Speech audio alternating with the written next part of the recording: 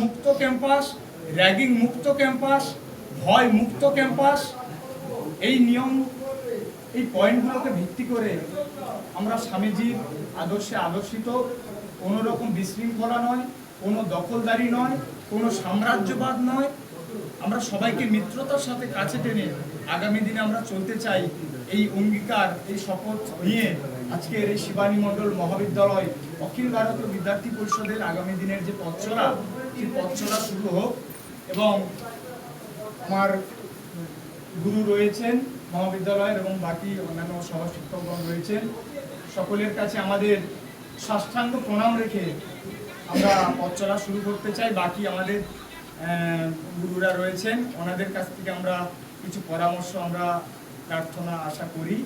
তারপরেই আমরা আমাদের যে আজকের স্লোগানের মধ্য দিয়ে আমাদের যে কর্মসূচি সেটি সম্পূর্ণ করে আমরা আগামী দিনের পথচলা